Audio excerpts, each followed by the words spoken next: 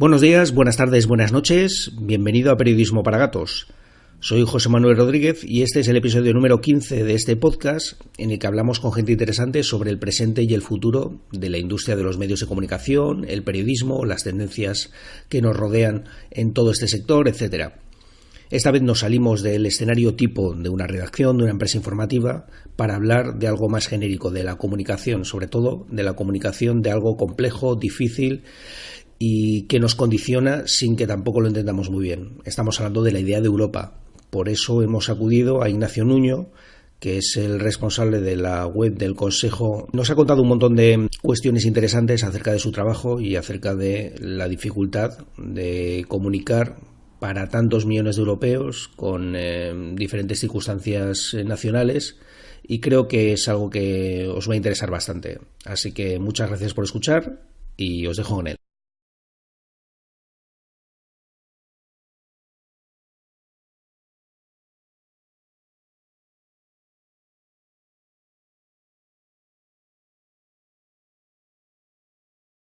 Ignacio Nuño, buenas tardes.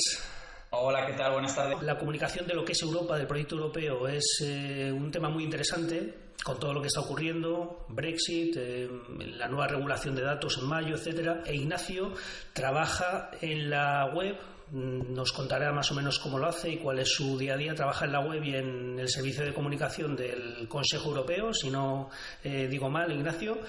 No, lo has hecho muy bien. Eso es. Y ahora mismo nos va a contar pues cómo llegó ahí y cuál es su día a día, así que todo tuyo, Ignacio. Muy bien. Bueno, yo creo que el primer reto es un poco explicar esto que ha surgido en la presentación, y es qué es el Consejo Europeo y qué es el Consejo de la Unión Europea. Que ya la verdad es que en la selección de nombres es un reto en la comunicación, porque no ayuda mucho a diferenciar cuál es la diferencia entre estas dos instituciones, que son en realidad dos instituciones europeas diferentes. El Consejo Europeo, digamos, que es lo que representa a los líderes, para hacerlo así simplificar, es cuando Rajoy viene a Bruselas, cuando Merkel viene a Bruselas, se reúnen en el Consejo Europeo, y cuando nuestros ministros, el ministro de Transporte, el ministro de Asuntos Exteriores, viene a Bruselas, se reúne en el Consejo de la Unión Europea. Esa es básicamente la diferencia en la formación. Cuando vienen Rajoy, Merkel, Macron, etcétera, discuten sobre más líneas políticas generales, y cuando vienen los ministros sobre políticas más concretas. Esto que, bueno, puede parecer sencillo en el branding, por utilizar un anglicismo ahí, de las instituciones, ya es un poco complejo, porque los nombres se asemejan mucho. Y si ponemos también en la balanza que hay una institución que no es europea, no es de la Unión Europea, que es el Consejo de Europa, pues tenemos tres instituciones con nombres muy similares, y que a veces lleva a confusión. Y simplemente esto es uno de los principales retos de comunicar aquí dentro del Consejo. Uh-huh. Esto que acabas de decir está muy bien, porque ya nos sitúa en el gran tema que yo quiero tratar hoy contigo, y es lo difícil, lo complejo que es trabajar en una estructura tan grande en la que, como dices, hay instituciones que colaboran, se superponen en cierta manera, pero que es todo muy grande, a gran nivel, a mucha altura, digamos. Y ahí estás tú trabajando en la web y en el área de comunicación. Cuéntanos un poco cómo es tu día a día. Bueno, yo estoy en el equipo de comunicación digital que se encarga de la web. Es importante, yo creo, para la gente que un poco esté en el gremio, esto, porque no forma parte del equipo de prensa. O sea, hay un equipo de prensa que es el que se encarga, digamos, de las relaciones con los periodistas, y en otro equipo nosotros estamos en esta comunicación digital. Trabajamos en conexión, pero no es el mismo equipo, ¿vale? Digo porque hay gente, por ejemplo, hay en los periódicos donde ya, o en otras empresas, donde toda la comunicación digital engloba todo lo que es comunicación. Nosotros tenemos una parte prensa y una parte web. Y mi día a día consiste básicamente en, una vez que se analiza la agenda política, sobre todo del Consejo, y ver los temas que ministros y los líderes van a discutir, intentar proponer soluciones digitales, productos digitales que ayuden a la comprensión de la discusión. Primero, antes de que se discuta sobre la agenda de lo que se va a discutir, cuáles son las posibles implicaciones de esas discusiones, y una vez que se ha discutido, explicar de la mejor forma posible cuáles son los resultados de esa discusión, si se han tomado decisiones, si no, en qué punto de la negociación se encuentran y cuáles son también los posibles resultados de estas decisiones que se han tomado en los ciudadanos. Para esto tenemos contenido en la web, tenemos contenido audiovisual con vídeos, animaciones, infografías, tenemos herramientas, digamos, un poco que nos permiten pues ponerlo en práctica. Y luego una parte en la que yo también trabajo es en el user research, en saber un poco antes de lanzar algo cuál puede ser el feeling, y lo siento por todos estos anglicismos, me había prometido utilizar lo menos posibles, pero así un poco es lo que me va saliendo un poco para definir lo que quiero decir, y es un poco captar este feeling, cuál va a ser la aceptación de nuestros usuarios sobre ciertos productos antes de lanzarlos y una vez que se ha lanzado, ¿no? Para saber si, digamos, estamos cumpliendo las expectativas de lo que los usuarios de nuestras webs esperan. Y entonces estoy también involucrado pues en la creación y el estudio un poco de lo que ahora está bastante de moda, y sobre todo con el Cambridge Analytica, el data, ¿no? Qué es lo que pasa en la web, tanto de una forma cuantitativa como cualitativa. Decías que tú trabajas en concreto, digamos, para el público, es decir, no trabajas para la prensa, con lo cual tú tienes la visión de lo difícil que resulta que la gente entienda cómo funciona Europa, cómo funcionan las instituciones. ¿Hasta qué punto crees que Europa en sí como proyecto ha avanzado a la hora de explicar por qué existe, qué implica que exista como proyecto, quiero decir, qué implica que exista y cómo nos beneficia a los ciudadanos que exista? Bueno, yo sinceramente tengo una visión interna, y probablemente, aunque siempre intento tener un pie fuera y un pie dentro para mantener una cierta frescura y objetividad sobre lo que hacemos, creo que mi opinión tiene que ser enmarcada en alguien que está trabajando dentro, ¿no? Yo lo que veo, llevo 10 años en Bruselas trabajando en las instituciones, primero en la Comisión y los últimos 4 años en el Consejo. Yo veo que hay un cambio y una mejora espectacular. Y te explico, José Manuel. Para mí, lo primero que he visto en los últimos años es que ha habido una gran profesionalización en los equipos de comunicación, sobre todo la comunicación digital, y esto ha tenido un impacto brutal, yo diría, en la calidad de los productos que se generan, que se ponen al público. Entonces, yo ahí, digamos, la parte interna he visto un cambio muy notable en los últimos años. Esta profesionalización creo que viene de darse cuenta que, por ejemplo, en la web del Consejo tenemos 8 millones de visitas al año, que no es nada comparado con grandes medios, por supuesto, pero que tiene un impacto, ya notable, porque si tenemos en cuenta que hay 1.200 periodistas acreditados en Bruselas, pero 8 millones de visitas en la web, te puedes hacer una idea que, abre un poco la mente al impacto que puede tener la comunicación digital. Entonces ha habido mucha profesionalización y creo que se hace mejor trabajo que antes.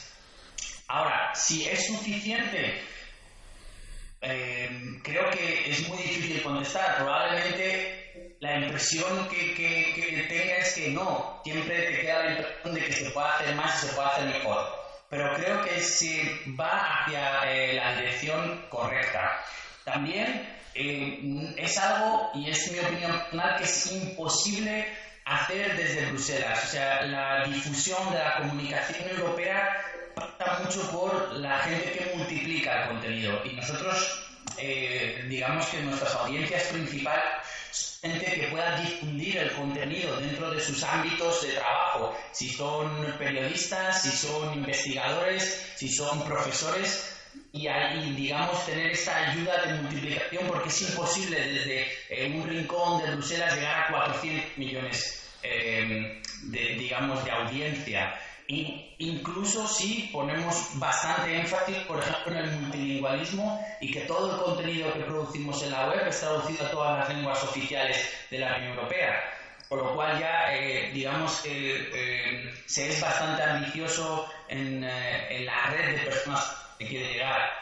Pero no es algo que se pueda, digamos, reclamar monopolio a la comunicación de la Unión Europea. Creo que se necesitan multiplicadores, sobre todo a nivel nacional, y te hacen que pasen ese mensaje, ¿no? Porque van a dar cercanía al mensaje y también porque lo van a personalizar un poco a su audiencia, y esto va a mejorar el impacto desde Bruselas. Y creo que fue la primera estrategia hace ya años, digamos, que intentar llegar a todo el mundo es como no llegar a nadie, ¿no? Entonces, basarse en estrategias de multiplicadores creo que está dando mejores resultados. Entiendo que para eso además tenéis oficinas en los países miembros, que son también los que hacen un poco esa labor de difusión, sobre todo segmentada y segregada en relación con los intereses o con el ámbito de afección o desafección de los propios usuarios respecto a esa normativa. Exacto, pero también por medir el impacto, digo, por ejemplo, si hay un periodista de la BBC que escribe sobre la Unión Europea, probablemente el impacto de ese artículo en número de lectores es como el impacto de todo el año de alguien, de que alguien lea en nuestra website. Creo que el The Guardian o la BBC tienen en una semana el mismo número de visitas que nosotros tenemos en un año. Es decir, respecto al impacto de ciertos multiplicadores que están presentes aquí, pero que son necesarios. No para pasar el mensaje que nosotros, digamos, damos, sino para tratar temas europeos, ¿no? ¿Cuál es la agenda de Bruselas dentro de un telediario nacional o de un telediario regional? Pero yo creo que en eso, sinceramente, tengo la percepción de que en los últimos años también las noticias sobre Bruselas se han multiplicado, y creo que hay bastante mayor presencia de la Unión Europea dentro de la televisión normal o de los medios generales. En ese aspecto me hablabas de que tenéis unos 8 millones de visitas al año en la web. ¿Para qué se mete fundamentalmente un usuario hoy en día en la web del Consejo Europeo? ¿Qué es lo que está buscando? Buscan fundamentalmente la agenda del Consejo se mueve sobre todo por reuniones. Por reuniones de diferente nivel, reuniones de trabajo, reuniones ministeriales y, lo que habíamos dicho, reuniones políticas al más alto nivel. Lo fundamental para los usuarios cuando llegan aquí es saber cuándo esas reuniones se van a celebrar, qué agenda, por lo tanto, qué puntos se van a discutir y cuáles han sido las conclusiones de esa reunión. Y alrededor de esta reunión hay conferencias de prensa, hay vídeos que transmiten en directo lo que está pasando en la reunión y en la rueda de prensa, hay todo un compendio de productos, pero normalmente nos movemos alrededor de reuniones. Y esto es lo que las estadísticas nos dicen cuando analizamos lo que está pasando dentro de la web. Antes me hablabas de que procuráis hacer toda la información en todos los idiomas oficiales de la Unión Europea. ¿De cuántos idiomas hablamos concretamente? 23. 23 idiomas. ¿De esos cuántos dominas? Bueno, yo hablo francés, inglés y alemán. Ajá. Y aquí en Bélgica he aprendido francés. Había vivido en Alemania 4 años antes de venir a Bélgica, entonces, aunque se me va olvidando, pero bueno, mi alemán creo que es decente, y el idioma de trabajo, digamos, el 80% es inglés. Entonces son un poco los idiomas que hablo. Sí, porque en ese aspecto, cuando uno se tiene que dirigir a una audiencia tan enorme y tan variada, tan diversa en idiomas, entiendo que tenéis un flujo de trabajo con traductores, con personas de diferentes países que os pueden ofrecer pues la interpretación más que la traducción incluso a veces de las cosas que queréis comunicar. ¿Hasta qué punto tenéis cómo de complejo es el entramado que tenéis, el flujo de trabajo para poder comunicar todas esas cosas en todos esos idiomas? Las traducciones en la web las hacen profesionales, o sea, traductores profesionales. Normalmente el 90% del contenido se escribe o se crea en inglés. Hay una parte que se crea en francés, yo diría el otro 10%, pero digamos que la mayor parte del contenido que generamos de forma original es inglés. Por eso digo, es un poco más la lengua de trabajo para nosotros, en su mayor parte. Y luego, una vez que vemos que se ha generado el contenido en inglés, se manda a los traductores y los traductores traducen esa versión original cada uno en la lengua. Hay equipos de traducción para cada lengua oficial y una vez que lo han traducido, digamos que apretan el botón y ese contenido va directamente a la web. ¿De qué país recibe la web el mayor número de visitas? Bueno, lo recibe de Bélgica, porque digamos que está la burbuja europea, la gente ahí, hay una cierta burbuja aquí que, digamos, rodea lo que es las instituciones europeas y son las personas más interesadas. Pueden ser las representaciones nacionales, regionales o locales, pueden ser lobbies, pueden ser los propios funcionarios de otras instituciones, pero la mayor parte de nuestro contenido la gente lo consume en Bruselas, pero el idioma más consumido es inglés, que no es uno de los idiomas oficiales de Bélgica, ¿no? Simplemente para ver que hay esa paradoja, digamos, de la gente que rodea a las instituciones es la que más interesada está en lo que pasa y no es necesariamente, digamos, francófona o de habla flamenca, que sería lo propio al país, sino que es una audiencia especial, porque la mayor parte del contenido se consume en inglés. Cuando hablamos de tantos países, de 23 idiomas, ¿qué es lo que os planteáis vosotros a la hora de fijar métricas de mejora? Es decir, en este idioma nos leen menos de lo que deberían, queremos que nos lean más, queremos que lean más esta clase de piezas desde este país que parece que está poco implicado en la construcción europea. ¿Qué métricas manejáis para, digamos, mejorar año a año? Exacto, a ver, es un poco lo que has dicho. A ver, hay un núcleo duro que es la versión inglesa porque es la más consumida, ¿vale? Entonces, digamos y es la versión original, digamos, que se publica. No se publica todo al mismo tiempo porque las traducciones no llegan al mismo tiempo, pero hay contenidos específicos que sí, que se espera que todo esté traducido para ponerlo en la web. Esto depende un poco del tipo de producto que sea. Pero hay dos ramas. Una es consolidar la versión inglesa y analizarla de la forma más profunda posible porque es la que más impacto tiene en la audiencia, la más consumida. Pero luego, como has dicho, tenemos estrategias y campañas basadas en lenguaje. No solo en la web, pero también nos ayuda un poco las opciones que dan los medios sociales para lanzar campañas en diferentes países o por diferentes lenguas. Un poco para, como sabemos que gente que de habla nativa no inglesa consume el contenido en inglés, para hacer un poco de campaña y de crear un poco conciencia de que existen otras versiones y que probablemente el mismo contenido lo pueden encontrar en su lengua nativa.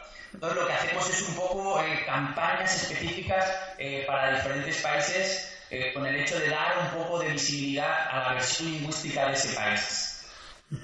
Me has hablado ahora de redes sociales.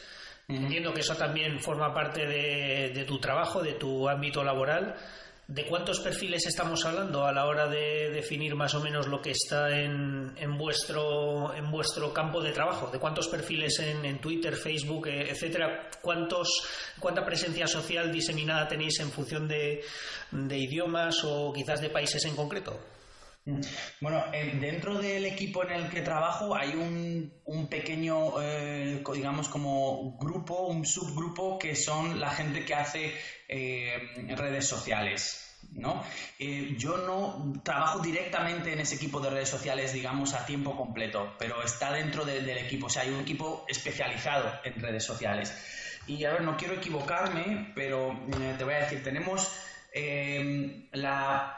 perfiles Twitter fundamentalmente, pero tenemos el perfil Twitter del Consejo, tenemos un perfil Twitter para prensa, tenemos un perfil Twitter para medios audiovisuales, luego está el perfil Twitter del presidente, de Donald Tusk, del presidente del Consejo Europeo, hay un canal Facebook, hay un canal Instagram y luego está el canal YouTube. Espero no haberme olvidado ninguno, pero ese es un poco el social media un poco que gestionamos desde aquí. Uh-huh. Y cuando te referías al presidente del Consejo Europeo, ¿te refieres también a que quizás manejáis o asesoráis los perfiles sociales de otros miembros, o eso lo hacen ellos mismos? Otros miembros me refiero quizás de la cúpula de lo que pueda ser el Consejo Europeo, si hay cargos relevantes cuya opinión pueda ser importante, tenida en cuenta. No, o sea, nosotros, digamos, el perfil de Donald Tusk que está controlado por él y por su gabinete político, tiene también un portavoz. Entonces, digamos que eso está en su parte. Lo que hacemos más es coordinación, ¿no? Si saber si él va a tuitear algo, si se tiene que retuitear desde otros canales, un poco coordinar los mensajes, ¿no? Porque es bastante complementario, obviamente. Pero su perfil está coordinado por su portavoz o por su gabinete, y no hay otro tipo de asesoramiento de mi conocimiento con ninguna otra persona, con ningún otro líder. Ahora has pronunciado la palabra clave que yo creo que seguramente más interesa con todo lo que has dicho, que es coordinación. ¿Cómo se puede coordinar un ámbito tan grande como es el de la comunicación europea a nivel digital, teniendo en cuenta las instituciones, las personas que representan o que trabajan en las instituciones? ¿Hasta qué punto conseguís cohesionar mensajes, conseguir que la comunicación sea fluida? ¿Cómo lo hacéis? Bueno, la verdad es que es un reto, yo creo, también para explicar lo que es la Unión Europea, porque hay, tres instituciones fundamentales a la hora de comunicar. Hablo a nivel personal: el Parlamento, la Comisión y el Consejo. Y políticamente o institucionalmente son instituciones que no siempre tienen los mismos objetivos. Y es natural, es una forma, digamos, los mecanismos de funcionamiento de la Unión Europea. El Parlamento, la Comisión y el Consejo, digamos que son los motores, pero negocian para alcanzar objetivos. Entonces, hay veces que es difícil hablar con una sola voz, porque cada institución presenta digamos, el tema desde su punto de vista. Y ahí se ve que hay una perspectiva del Parlamento, una perspectiva de la Comisión y una perspectiva del Consejo. Esto, digamos, que es en la temática, pero luego hay temas generales, digamos, en los que se hace una coordinación. Se crean equipos interinstitucionales, que se llaman, y estos equipos interinstitucionales es donde coordinan las campañas, digamos, a alto nivel, como puede ser, pues, campañas, me estoy acordando ahora porque fue hace poco, para la celebración del Día de la Mujer, o otros días, digamos, internacionales, u otras campañas internacionales. Entonces se complementa un poco de estas dos maneras, un poco el mensaje personal de la institución y luego las campañas globales que se coordinan de estos equipos, ¿no? Y hay equipos interinstitucionales para la web, hay equipos interinstitucionales también para las redes sociales. Uh-huh. ¿Y cuántos sois en el equipo? Te lo pregunto porque cuando yo pienso en el Consejo Europeo me vienen a la cabeza esas reuniones maratonianas en las que hay que alcanzar alguna clase de consenso. Me vienen a la cabeza, por ejemplo, temas como las cuotas de refugiados o políticas de seguridad común, etcétera, que muchas veces son reuniones que se alargan en el tiempo porque no hay manera más o menos de alcanzar determinados acuerdos. ¿Cómo os organizáis en esos casos? ¿Cuántos sois como para poder cubrir eso al margen de lo que se prolonguen esa clase de reuniones? Bueno, somos como en el equipo web unas 16 personas y la verdad es que estos meetings, estas reuniones, como son un poco la base de lo que hace el Consejo, el mecanismo está bastante engrasado. Para mí fue una de las sorpresas también al llegar aquí. Digamos que el Consejo, la organización y la cobertura de reuniones es algo que se lleva haciendo durante mucho tiempo y hay equipos de todo, bueno, porque cuando hay un consejo de alto nivel no solo se mueve comunicación, mueve a toda la casa, digamos, hay mecanismos bastante engrasados. Nosotros, pues los días que hay consejo y las discusiones duran hasta tarde, hay un equipo que se queda aquí, que está trabajando pues hasta que la discusión termine. Si es la 1 de la mañana y luego hay que poner el contenido en la web y aún lleva tiempo, pues hasta la 1, las 2, las 3 o lo que sea. En ese sentido, digamos que seguimos el business de la institución y bueno, pues se organizan turnos y uno trabaja hasta las 3, el día siguiente llegan otros por la mañana, todo esto, pero vamos, digamos que yo sinceramente fue una de mis sorpresas al llegar al consejo ver cómo esta inercia está dentro de la institución a la hora de cubrir reuniones y reuniones de alto nivel. O sea, en ese sentido nosotros en el equipo web nos organizamos para que alguien esté aquí siempre, ¿vale? Pero los equipos, por ejemplo, de infraestructura tecnológica también están presentes. Los equipos de seguridad están presentes. Los equipos de cualquier tipo de logística están presentes. O sea, la actividad por ejemplo, en el edificio del Consejo, en el último Consejo Europeo, la semana pasada, tienes a las 11, 12 de la noche y el Consejo, el edificio está lleno. Lleno de periodistas también, claro.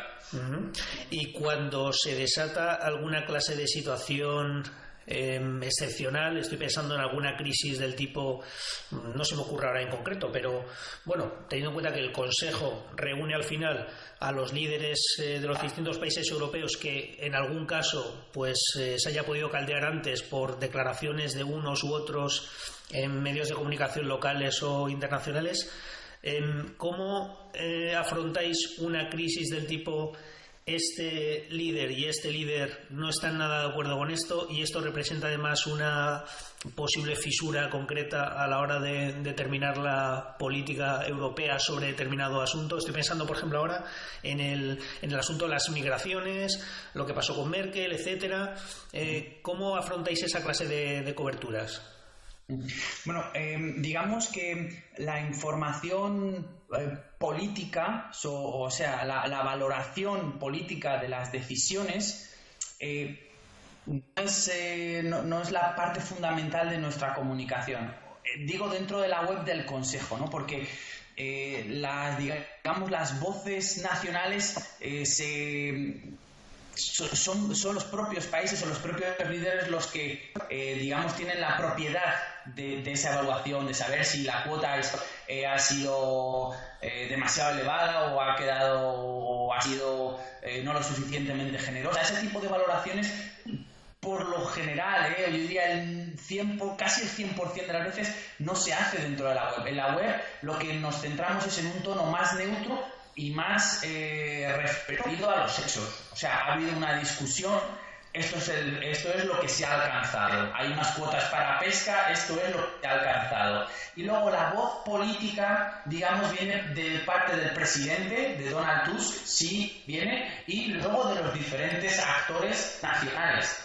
Pero no hay una comunicación, digamos, en ese sentido de posicionamiento respecto a las decisiones. Nosotros sacamos la información, digamos, bueno, se discutieron estos temas, esto fue lo que se acordó, se discutirá en el futuro, esta era la agenda, estos son los resultados. Pero la valoración de esos resultados nosotros, o de esas decisiones, no la hacemos, que sería una valoración más política. Se hace a nivel nacional o por medio de Donald Tusk, del presidente del Consejo Europeo, que él sí tiene una voz, digamos, para poder hablar en ese nivel. Pero nosotros nos centramos más en la información sobre los hechos.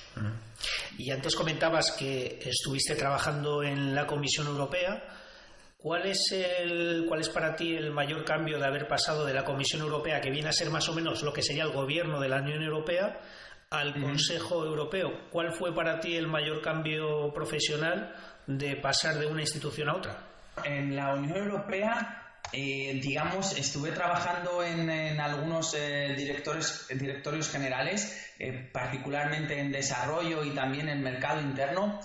Y digamos, el acercamiento a la información era más técnica. La Comisión Europea propone legislación que tiene que ser decidida luego por el Parlamento y por el Consejo, pero en esta proposición hay discusiones más técnicas.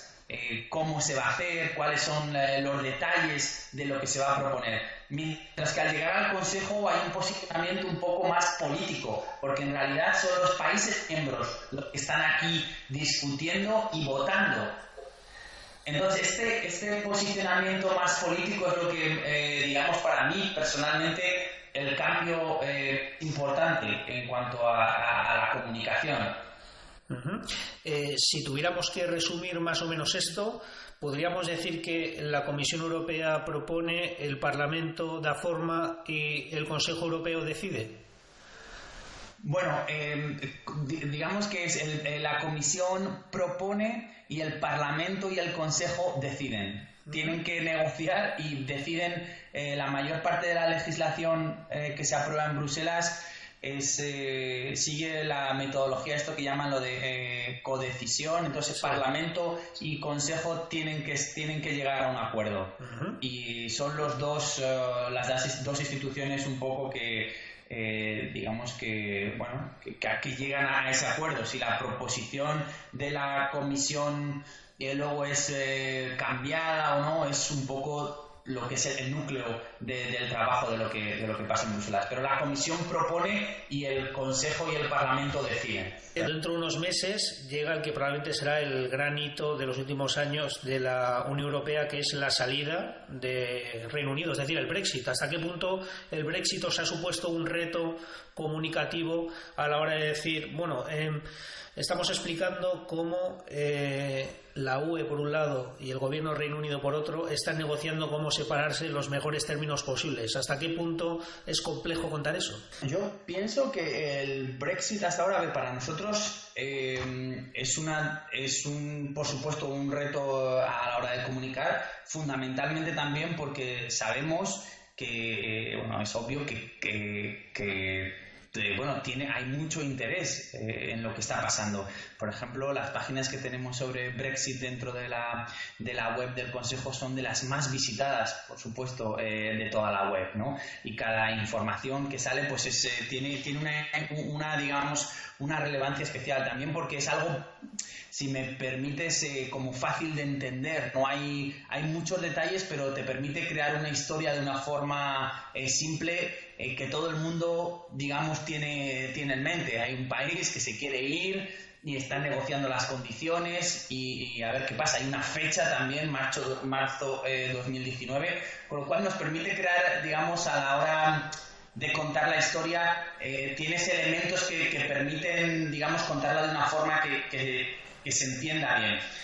Para nosotros, el reto es coordinar con la Comisión Europea la comunicación sobre el Brexit, ¿no? Porque cómo funciona el Brexit es que el Consejo ha dado un mandato a la Comisión Europea. La Comisión Europea, hay una persona que negocia el Brexit, que es Michel Barnier, y lo negocia con unas indicaciones, con un mandato del Consejo. Entonces, digamos que la Comisión negocia y el Consejo decidirá, ¿no? Es un poco cómo se están organizando las negociaciones. Michel Barnier negocia y luego viene al Consejo y reporta sobre las negociaciones. Esto es un poco el reto comunicativo, porque la Comisión comunica y el Consejo comunica. Pero pienso que hasta ahora se está llevando, no he visto que haya ningún problema, pero requiere cierta coordinación. Creo que es sinceramente la historia para nosotros, y creo que para toda la Unión Europea, es la historia ahora mismo, y nosotros la asumimos, como decía antes, con un tono neutro, con un acercamiento desde el punto de vista de la transparencia a los documentos, a lo que se va acordando, y hemos creado como una timeline, una especie de línea cronológica para que los usuarios puedan ver qué se discute a cada momento y qué se está decidiendo a cada momento, y que puedan tener una perspectiva de cómo han ido las negociaciones. Eso es lo que digamos, el producto que estamos, producto principal para seguir el Brexit dentro de nuestra web. Tiene la cara de consumo interno, hay división en los propios partidos en Reino Unido en torno a, si es bueno o no es bueno que hagamos esto, y luego también lo que en principio se da como mensaje más o menos digamos nacional en torno a nos queremos salir por estas cosas, y claro, algunas de estas cosas pueden ser más o menos reales que otras, ¿no? Entonces es lo que tú decías, ¿no? Hasta qué punto parte de lo que se ha usado para digamos justificar que se haga el Brexit, que exista el Brexit, es más o menos cierto, y hasta qué punto en este caso tu equipo, el equipo de comunicación digital del Consejo Europeo, tiene que salir al paso o no para aclarar que determinadas cosas que quizás vienen desde Reino Unido pues no son ciertas o son muy matizables. Estoy de acuerdo. Nosotros en ese caso, digamos que al crear el producto para comunicar, lo que hacemos no es digamos una valoración, pero poner enfrente los datos. Por ejemplo, no es el caso Brexit, pero es un caso, creo que relativamente similar con la crisis que hubo la semana pasada sobre el comercio con Estados Unidos y la Unión Europea, que parecía que iba a haber la vuelta a aranceles y cosas así. Pues se hizo un producto de comunicación para, digamos, meter en valor esas relaciones, no de una forma, digamos, valorando, pero explicando cuál es el volumen de lo que hay hoy en día y cómo, digamos, el impacto que puede tener en uno y otro país. Lo mismo un poco con el Brexit, no una valoración política, pero si la Unión Europea ha puesto algo sobre la mesa, por ejemplo, al inicio de la negociación, y se consolida en diferentes partes del proceso, y al final ya tiene un momento que esto es nuevo, pues simplemente meter en valor que el proceso venía desde tanto tiempo y ese documento se puso sobre la mesa en septiembre de tal año. No sé si me explico, es un poco una opinión neutral y basada en hechos, pero no, en ese sentido no, digamos, hacemos no es la palabra adecuada, no hay una contramedida, una contraofensiva sobre temas que pudieran ser, no sé, que haya mensajes políticos que puedan, no sé, buscar un impacto más emocional, no sé cómo decir. Fíjate, esto, a medida que me estaba respondiendo, me estaba viniendo a la cabeza un caso más o menos similar a un nivel muchísimo menor, que sucedió hace unas semanas y de hecho tuvo respuesta por una institución oficial que no sabría decir cuál es, supongo que la del Parlamento Europeo, que fue cuando en alguna parte se publicó que la Unión Europea iba a prohibir los kebabs. Y entonces eso empezó a dar vueltas por ahí y luego resulta que no era cierto. Entonces el asunto de las contramedidas o posibles contramedidas frente a información falsa o información no acertada sobre lo que está haciendo Europa sobre determinados temas, entiendo que también es algo que podéis tener sobre la mesa en algún momento, ¿no? Total, sí, en ese caso hablo de memoria, creo que fue la comisión, porque es un poco la que, como decíamos antes, discute esa parte más técnica, la que sale al paso sobre estos rumores que de repente, o malentendidos, que de repente surgen, y en ese caso yo creo que fue el equipo prensa el que contestó rápidamente un poco para explicar lo que había detrás de ese rumor o de ese malentendido. Pero digamos el núcleo de lo que nosotros hacemos en la web no está relacionado con esta reacción digamos en cuestión de minutos. Ahí es el equipo prensa el que puede sacar un comunicado para aclarar las cosas o para responder. Digamos, nuestro timing es un pelín más amplio, ¿no? Si nos lleva a elaborar un producto o si tenemos que reaccionar, aunque sea en la web, aunque el comunicado salga en la web, pero hay que diferenciar entre la plataforma, que sí, bueno, el comunicado sale en la web, y el producto digital, que nos lleva un poco más de tiempo a lo mejor porque es más elaborado que el simple escribir un comunicado. No sé si me explico. Sí, sí. Uh-huh. Y bueno, por ir derivando un poco el asunto a la experiencia personal, que también interesará mucho a los oyentes, tú llevas ya unos cuantos años viviendo en Bruselas. ¿Cómo llegaste allí? ¿Cuál es la trayectoria que te lleva a, pues eso, nacer en España, trabajar en España? Llega un momento que dices, me voy a Bruselas a trabajar en instituciones europeas. Yo estudié periodismo, ejercí unos años como periodista en España y decidí, para acabar la carrera, porque estaba trabajando y estudiando a la vez, que me tenía que centrar en estudiar, y me decidí cogerme un Erasmus y me fui a Alemania. Y en Alemania vi que aquello me gustaba e después de acabar periodismo, hice un máster en estudios europeos. Y entonces ya empecé un poco a orientarme a Bruselas. Luego hice una beca ICEX, Instituto de Comercio Exterior, y me enviaron a Alemania otra vez. O sea, al final estuve 4 años en Alemania, y después de hacer ICEX hice unos exámenes y me vine para Bruselas. Y esto fue en marzo 2008 y desde entonces. Uh-huh. ¿Y se vive bien en Bruselas? ¿Tú qué dirías de tu experiencia? ¿Y es una ciudad en la que, al margen de todo el aparataje de las instituciones europeas, es un buen sitio para vivir? A mí me parece que sí. O sea, para vivir a lo mejor es un poco personal, que cada uno tiene una opinión diferente, pero para trabajar es un buen sitio, sin duda. Y yo creo que para vivir también. Bruselas es una ciudad relativamente pequeña, bueno, tiene 1 millón de habitantes, tampoco es que sea, digamos, un mastodonte a lo Londres, y te permite moverte bien. Hay un ambiente, por lo menos alrededor de las instituciones, muy internacional, que me parece que, aunque lleve 10 años aquí, me sigue pareciendo interesante. Y aparte del clima, yo creo que el resto más o menos funciona bien. Creo, lo único que si estás mirando al cielo, pues sí puede ser un poco deprimente. Porque llueve a menudo, según tengo entendido allí, ¿no? Sí, llueve a menudo. O sea, el clima no se puede vender de ninguna forma.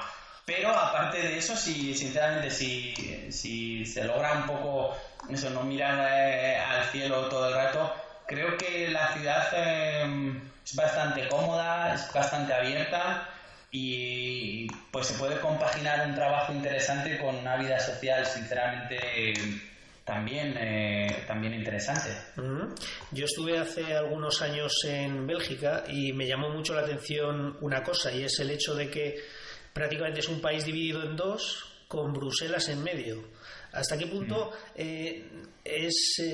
os resulta curioso o relevante el hecho de que al final Bruselas sea una especie de plaza internacional en un país que está prácticamente dividido en dos? Bueno, digamos que mi percepción de Bélgica está fundamentada en Bruselas. Eso está claro. Conozco el país un poco de visitar las ciudades, los fines de semana y esto, pero no tengo esta visión, digamos, como puede tener cualquier otro belga, sobre cuál es el sentimiento del país. Yo veo las noticias, por supuesto estoy corriente como cualquier otra persona de las tensiones nacionalistas, pero no llego, creo que vivo en un sentido de una forma un poco paralela a lo que puede sentir alguien que haya nacido aquí y haya vivido aquí de una forma normal, ¿no? En ese sentido, creo que no sé si para bien o para mal, creo que más para mal, pero la burbuja que se crea alrededor de las instituciones es un ambiente muy internacional que no llega, digamos, a fundirse del completo con la vida normal de un belga. No sé cómo es en otras ciudades, pero siempre mantienes un poco, no sé, un perfil un poco diferente. O sea que no te puedo decir, no sé cuáles son los sentimientos, o hablar en boca de alguien que ha vivido aquí que diga, bueno, pues los flamencos no llevan razón, o sí llevan razón, o ese tipo de cosas. Yo en ese sentido tengo una vida más de Bruselas. ¿Sí me explico? Sí, hay que recordar en ese sentido que Bélgica, digamos, es un país relativamente joven, que ahora mismo está más o menos, entre comillas, dividido culturalmente entre la zona francófona, que es la de los valones, y la zona más culturalmente apegada a Holanda, que es la de los flamencos. Entonces, pues es un país curioso en ese sentido, pero muy recomendable para visitar. Yo recuerdo con mucho cariño mi visita a Bélgica. Pues Ignacio, pues muchísimas gracias por esta charla tan interesante en la que nos has contado tantísimas cosas acerca de cómo funciona el complejo entramado de la Unión Europea a nivel comunicativo.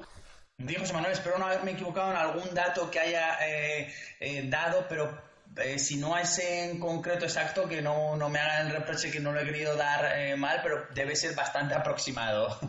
¿Sabes? No hay problema, teniendo en cuenta la complejidad del asunto, seguro que en caso de que se te haya deslizado algún pequeño error, pues será comprensible. Bueno, pues muchísimas gracias, Ignacio, un abrazo. Gracias, un abrazo.